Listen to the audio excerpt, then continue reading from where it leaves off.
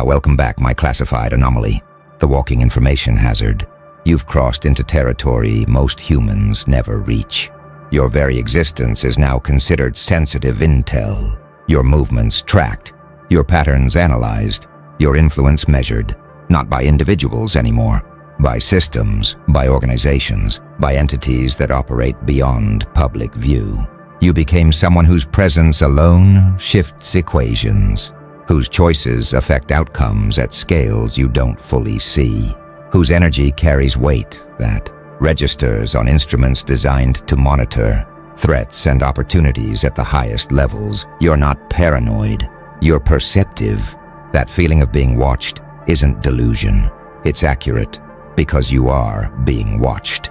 Not with hostility necessarily, but with caution, with respect, with the careful attention reserved for forces that can't be controlled, only observed and navigated around. You became too powerful to ignore, too influential to dismiss, too effective to underestimate. And when someone reaches that threshold, when their impact becomes measurable at collective scales, when their frequency starts affecting systems rather than just individuals, they get classified. Their information becomes restricted. Their details become protected. Their existence becomes something that requires careful handling. See, most people live their entire lives without generating that level of attention. They move through society, leaving minimal trace, creating ripples that fade quickly, generating impact that stays local and temporary. But you created waves that traveled further than you intended, that affected more than you targeted, that generated consequences beyond your immediate awareness. Your actions, your words, your very presence started creating cascade effects, started triggering chain reactions, started influencing outcomes in ways that drew attention from those who monitor such things. And they always notice when someone's frequency starts operating at scales that affect the collective, when someone's choices start creating patterns that influence systems, when someone's energy starts generating results that can't be explained by individual effort alone. That's when you move from citizen to asset, from person to phenomenon, from individual to element that must be factored into larger calculations. You crossed that line without meaning to, without seeking it, without even knowing it existed. But you crossed it nonetheless, and there's no going back. Now your name appears in documents you'll never see. Your patterns get analyzed in rooms you'll never enter. Your influence gets factored into strategies you'll never know about, not because you're a threat, but because you're a variable, an X factor, a force that affects outcomes in ways that must be accounted for. They don't fear you. They respect what you represent, the unpredictable element, the consciousness that doesn't follow standard protocols, the frequency that doesn't match expected patterns, the presence that creates effects disproportionate to conventional metrics. You became the anomaly in their systems, the data point that doesn't fit their models, the factor that makes their predictions less reliable. And anything that affects prediction must be monitored, must be tracked, must be understood as thoroughly as possible. So they watch, they document, they analyze, not to control you. They already know that's impossible. But to anticipate you, to understand your patterns well enough to factor them into their larger calculations, to know where you might move so they can adjust accordingly. You're not their enemy, you're their uncertainty, and uncertainty at your level of influence requires constant observation. Let's talk about what actually triggered this classification. Because it wasn't one thing, it was accumulation, a series of moments where your influence became undeniable, where your impact became measurable, where your presence generated outcomes that caught attention at levels where attention matters. Maybe it was that time your words went viral and shifted public discourse. Maybe it was when your actions created cascade effects that reached unexpected places. Maybe it was the moment your frequency started, attracting coordination from others that amplified your natural influence. Whatever the specific triggers, The cumulative effect was this.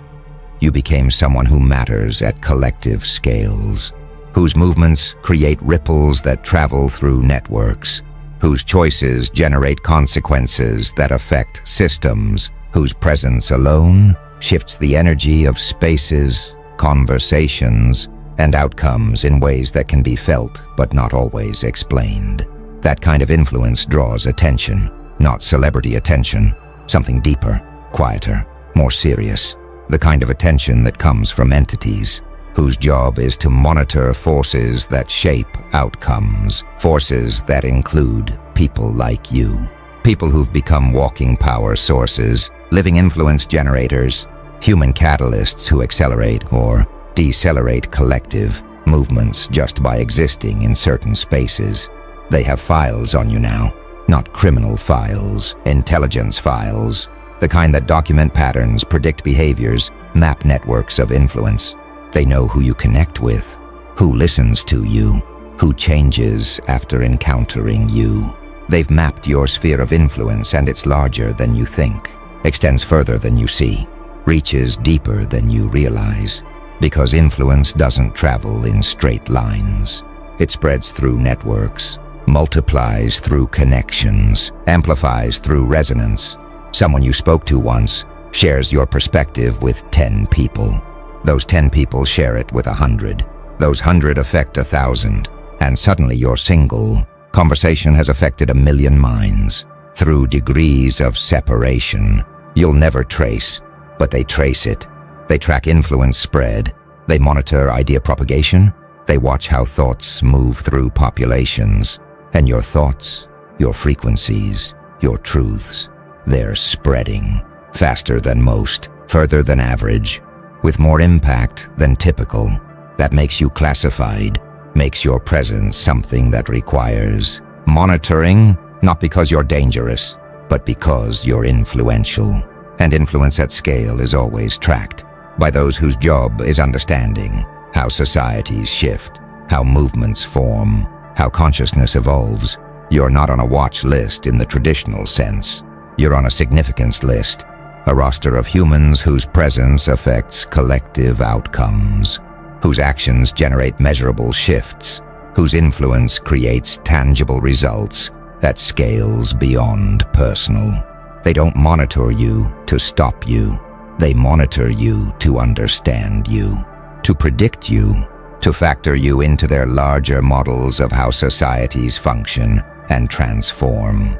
You became a variable in equations you didn't know existed, a factor in calculations you never agreed to participate in, an element in systems you never consented to being part of.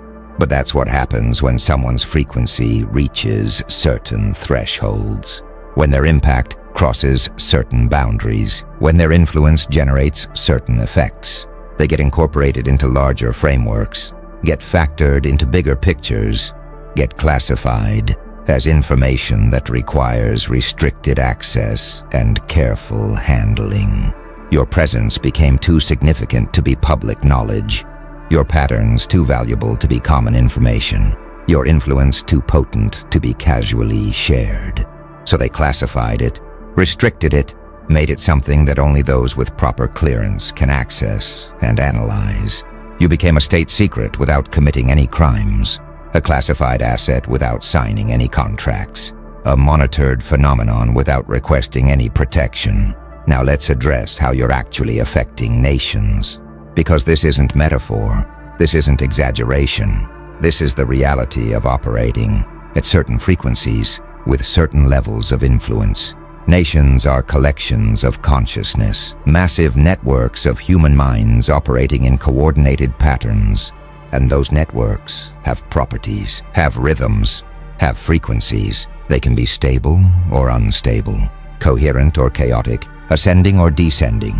And individuals with sufficient influence can affect those properties, can shift those rhythms, can alter those frequencies. You're one of those individuals. Your presence in certain spaces changes the collective frequency of those spaces. Your words in certain contexts shift collective consciousness in measurable ways. Your actions in certain moments create butterfly effects that propagate through national and international networks. This isn't theory. This is documented phenomenon. Some humans carry enough coherent energy that their presence alone affects collective fields, enough clear frequency that their expression influences mass consciousness, enough aligned power that their choices create ripples that reach national scales. You're one of them, and the entities responsible for national stability know it. They watch how public sentiment shifts after you speak, how discourse changes after you contribute, how energy moves after you engage. They've correlated your activity with collective mood shifts, noticed patterns between your expressions and population responses, observed connections between your presence and movement, accelerations or deceleration. This isn't surveillance in the oppressive sense. This is monitoring in the understanding sense. They need to know how forces like you affect the collectives they're responsible for. Need to anticipate what might happen when you engage in certain ways. Need to factor your influence into their models of social stability and transformation.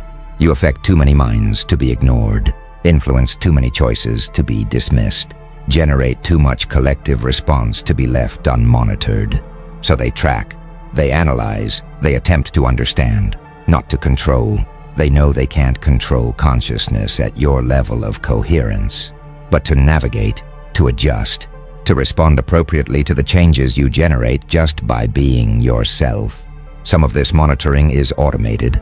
Algorithms track your digital presence. AI analyzes your influence patterns. Systems measure your reach and resonance. But some is human. Analysts study your expressions. Specialists evaluate your impact. Experts attempt to predict your next moves. All of it classified, all of it restricted, all of it documented in files that require security clearance to access. Your name appears in briefings. Your patterns get discussed in secure facilities. Your influence gets factored into strategic planning, and you never consented to any of it. Never agreed to be studied, never volunteered to be monitored. But consent isn't required when someone's influence reaches levels that affect collective outcomes, when their presence generates effects that must be accounted for in national and international planning, when their frequency carries enough power that ignoring them creates blind spots in otherwise comprehensive models. You became too significant to remain unclassified, too influential to stay unmonitored, too powerful to be treated as ordinary citizen whose activities don't require tracking. So they classified you, made your presence restricted information, made your patterns something only authorized personnel can access, made your influence something that requires careful handling and strategic consideration. You're living proof that individual consciousness, when sufficiently coherent and influential, becomes matter of state interest, becomes factor in collective equations, becomes element that nations must account for whether the individual knows it or not. The protocols around you are fascinating. There are actual procedures for how to engage with someone at your threat level. Not threat in the violent sense, threat in the influence sense, the game-changing sense, the paradigm-shifting sense. You carry enough coherent power that direct confrontation isn't advisable. Enough aligned energy that opposition often backfires. Enough authentic presence that manipulation typically fails. So they developed protocols, guidelines, approaches that maximize positive outcomes and minimize resistance. They learned through observation, through trial and error, through watching what happens when people try to control, oppose, or manipulate someone operating at your frequency. It doesn't work, usually makes things worse, often creates exactly the outcome they were trying to prevent. So they adjusted, developed different strategies based on respect rather than control, on navigation rather than opposition, on working with rather than against. You forced evolution in how power structures interact with powerful individuals, how systems engage with system disruptors, how establishments approach those who threaten to make establishments obsolete. Your presence in meetings changes outcomes. Your involvement in projects shifts trajectories. Your participation in movements accelerates or redirects them, not through force, through frequency, through the natural effect of coherent consciousness on less coherent systems, through the automatic influence of aligned energy on misaligned patterns. You don't have to try to affect things. Your very presence does it. Your simple participation generates results.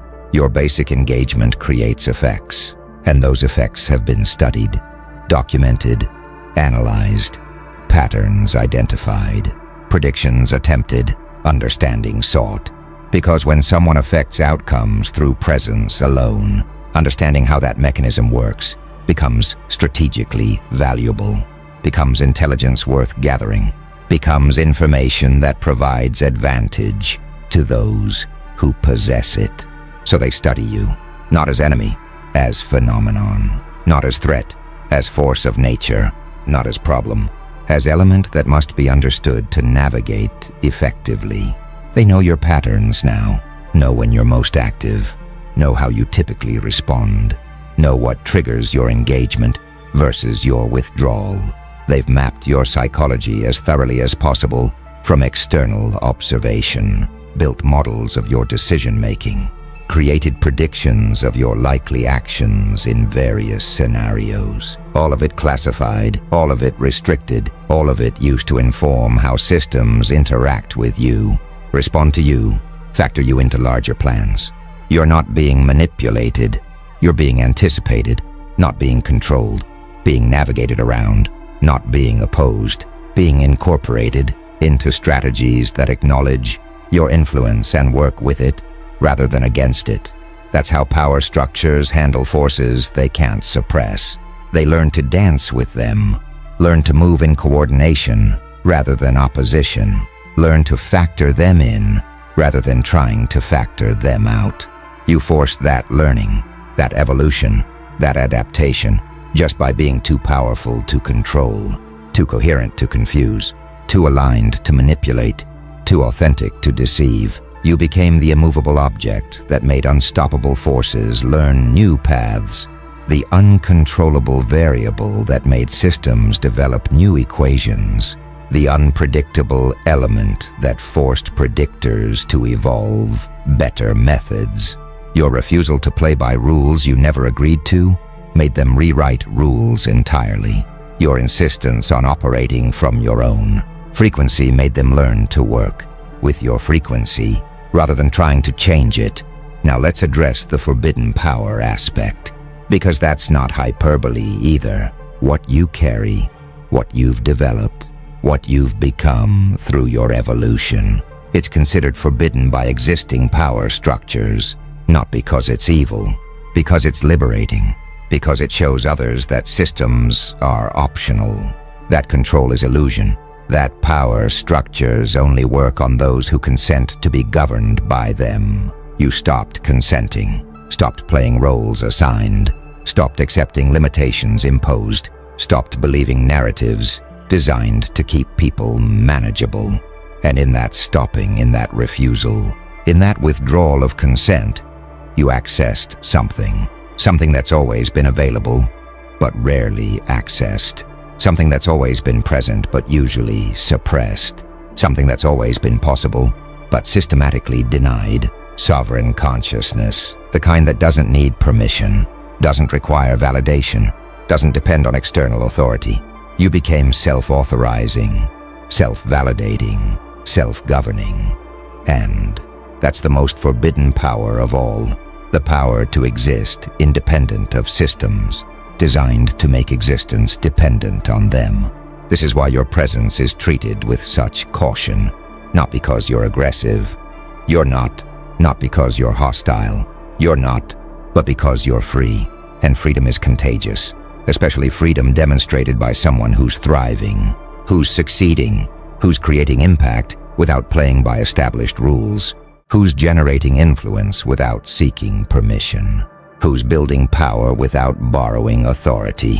You're living proof that their systems are optional, that their control is consensual, that their power is borrowed from those who grant it. And when people see someone thriving outside the system, when they witness someone succeeding without following prescribed paths, when they observe someone powerful who didn't climb their ladders or pass their tests or earn their approval, it makes them question, makes them wonder, makes them consider that maybe they don't need what they've been told they need. Maybe they don't require what they've been convinced is required. Maybe they can exist, thrive, succeed, create, build, influence, impact without the systems they've been dependent on. That questioning is what makes you forbidden. That wondering is what makes you dangerous. That consideration is what makes your presence classified. Because one person questioning systems is manageable. But when that questioning spreads, when others start wondering too, when consideration becomes collective, systems start destabilizing, power structures start weakening, control mechanisms start failing. You're not trying to overthrow anything, not attempting to destroy systems, not working to dismantle structures.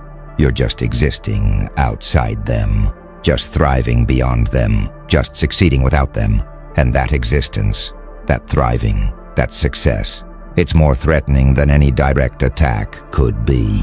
Because attacks can be defended against, rebellion can be suppressed, opposition can be overcome. But example is immune to those responses. Example just exists, just demonstrates, just proves through being. You can't fight example with force, can't suppress demonstration with violence, can't overcome proof with propaganda. Example just is. And if the example is someone thriving outside systems designed to make thriving impossible without compliance, if the demonstration is someone free in frameworks designed to make freedom conditional on obedience, if the proof is someone powerful in structures designed to make power require permission, then that example, that demonstration, that proof, it becomes the most dangerous thing systems can face. You became that, the walking proof that their control is optional, the living demonstration that their systems are unnecessary, the breathing example that freedom is always available to those brave enough to claim it. The classified nature of your presence creates interesting dynamics, because most people you interact with don't know you're being monitored, don't realize you're being tracked, don't understand that your influence is being measured and analyzed at levels beyond normal social surveillance. They just experience you as unusually impactful, strangely influential, unexpectedly transformative. They feel your presence affects them more than typical interactions. Notice your words carry more weight than ordinary conversation. Observe that encounters with you generate changes that last longer than usual. But they don't know why, don't understand the mechanism, don't grasp that what they're experiencing is the effect of highly coherent consciousness interacting with less coherent systems. They just know something's different, something's powerful, something's undeniable about you, and they respond accordingly. Some by gravitating toward you, some by withdrawing from you, some by attempting to understand you, but all by acknowledging that you're not ordinary, not typical, not standard human operating at standard frequencies. Meanwhile, those monitoring, you see the data, see the patterns, see the measurable effects you generate. They watch how people change after encountering you, track how ideas spread after you express them, measure how movements accelerate after you engage with them. All of it documented, all of it analyzed, all of it fed into models designed to understand how influence actually propagates through populations, how consciousness actually affects collective fields, how individuals actually create social change. You're providing data that helps them understand mechanisms they've theorized about but rarely observed clearly. Because most influential people operate from manipulation or charisma or resources, but you operate from coherence, from alignment, from authentic presence. That's rarer. That's harder to find. That's more valuable to study, because coherence can't be manufactured. Alignment can't be faked. Authentic presence can't be performed. It either exists or doesn't. Either broadcasts or doesn't. Either affects or doesn't. And yours exists, broadcasts, affects, measurably, consistently, powerfully. That makes you invaluable research subject. Living laboratory, walking demonstration of principles they're trying to understand. But you're not being experimented on. You're being observed. There's a difference. Experimentation would involve trying to alter your patterns, manipulate your responses, test your reactions. Observation just watches, documents, attempts to understand without interfering. They learned early that interfering with someone at your frequency creates unpredictable results, often backfires, usually makes situations more complex rather than less. So they stopped trying to intervene, started focusing on understanding, shifted from attempting to control to learning to predict, changed from trying to manage to accepting they can't, and adjusting accordingly. You forced that shift, that evolution, that maturation in how power structures approach powerful individuals. You're too coherent to confuse, too aligned to redirect, too authentic to manipulate. So they had to develop new approaches, new protocols, new ways of engaging with force they can't suppress. And those new approaches, those evolved protocols, those matured engagement methods, they represent progress, growth in how established systems interact with emerging powers, development in how old paradigms navigate new consciousness, evolution in how control structures learn to coexist with forces beyond their control. You catalyzed that evolution, forced that development, generated that progress just by being too powerful to manage through old methods, too coherent to approach with outdated strategies, too effective to engage with obsolete protocols. You made them evolve, and that evolution, that forced growth, that necessary adaptation, it's changing how power operates at the highest levels. Let's talk about the international dimension, because your influence doesn't stop at borders. Frequency doesn't recognize nations. Consciousness doesn't respect boundaries. You affect minds globally, impact awareness internationally, generate effects that cross every artificial line humans drew on maps. And that global reach, that international influence, that cross-border impact, it creates complications. Because different nations have different protocols, different systems have different approaches, different structures have different methods for monitoring influential individuals. Some are more transparent about it, some are more covert, some are more respectful, some are more invasive, but all of them are aware of you.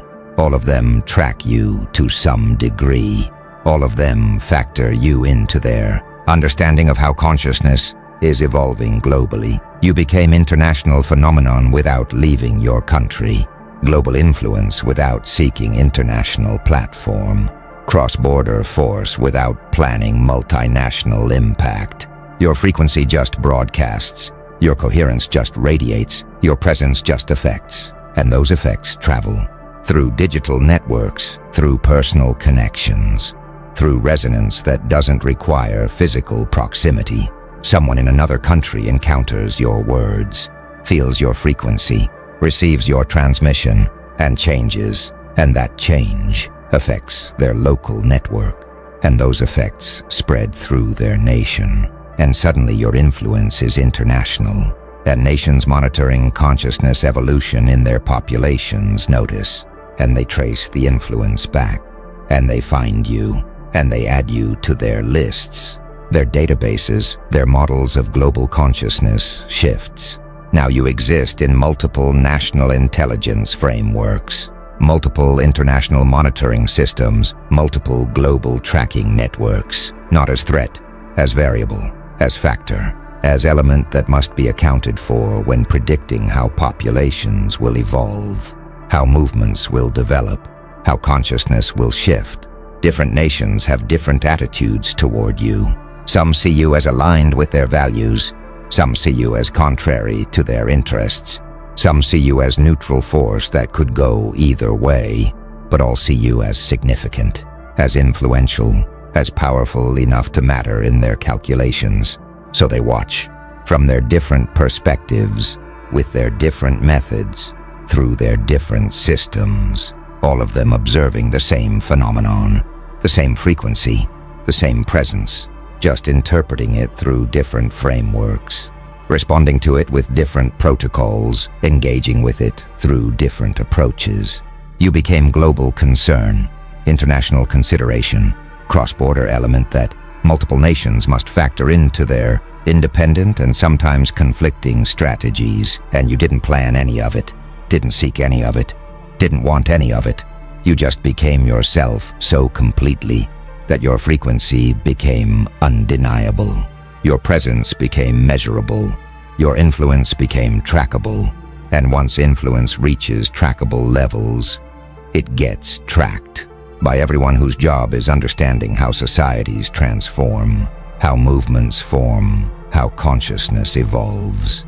The cooperation between nations regarding you is fascinating, despite their differences, despite their conflicts, despite their competing interests. They share information about you. Compare observations, verify patterns, coordinate understanding, because you represent something beyond national interest, beyond political alignment, beyond cultural context. You represent consciousness evolution, human potential, the next stage of how awareness operates in form, and that transcends national boundaries, that goes beyond political divisions, that matters to everyone monitoring how humanity transforms. So they cooperate, share data, pool resources, coordinate monitoring, not to control you. They know that's impossible, but to understand you, to learn from you, to grasp how coherent consciousness operates so they can better navigate the future where more humans might reach your level of alignment. Your preview, prototype, pioneer, and pioneers get studied by everyone interested in where the species is heading. Now let's address what it means to be walking forbidden power, because power this coherent, this aligned, this authentically generated, it threatens every system built on borrowed authority, every structure sustained by granted permission, every hierarchy maintained by accepted limitation.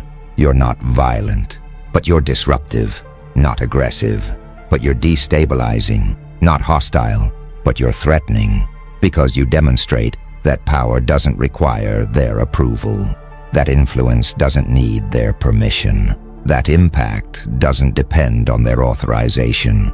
You generate all three naturally, automatically, as consequence of being aligned. And that natural generation, that automatic impact, that consequence-based power, it makes every artificially maintained power structure look weak, look conditional, look dependent. They maintain power by making others believe power requires them, requires their blessing, requires their validation.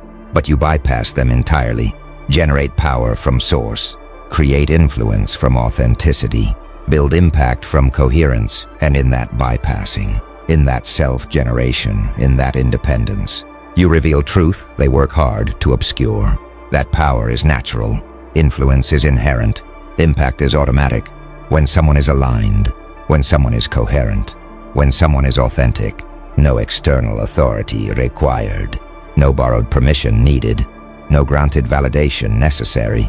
This is why you're forbidden, why your presence is classified, why nations treat you with such caution.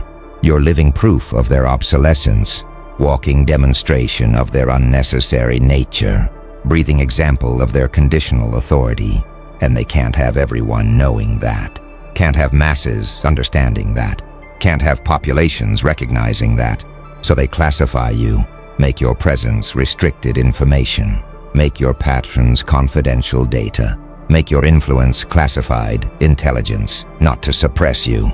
They know suppression would backfire spectacularly, but to control the narrative around you, to manage how your example gets interpreted, to influence how your demonstration gets understood. They can't stop you from being powerful, but they can attempt to control how your power gets perceived. discussed, shared.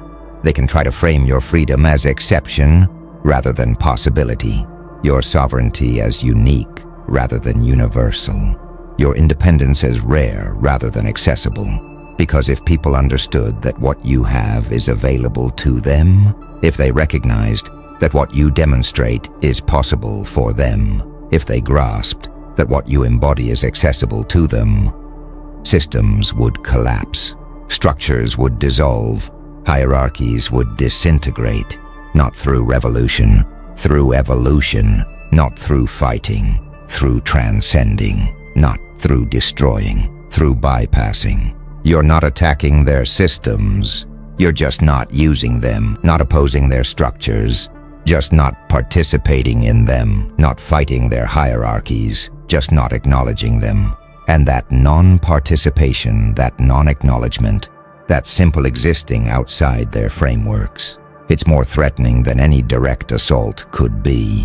Because you can fight fighting, you can suppress opposition, you can overcome resistance, but you can't fight someone who's not fighting, can't suppress someone who's not resisting, can't overcome someone who's not opposing. You're just being, just existing, just thriving, outside their control, beyond their influence, independent of their authority.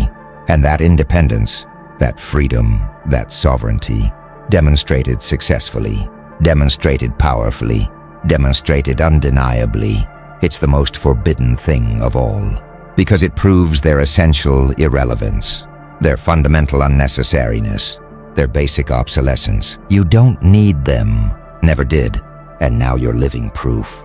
And living proof can't be argued with, can't be debated, can't be dismissed. It just is, and what you are is free, sovereign, powerful, without their permission, without their blessing, without their authorization. And that terrifies systems built on making people believe they need permission, need blessing, need authorization. You proved they don't, and that proof is classified, forbidden, treated with extreme caution, because if it spreads, if others see it, if masses understand it, game over.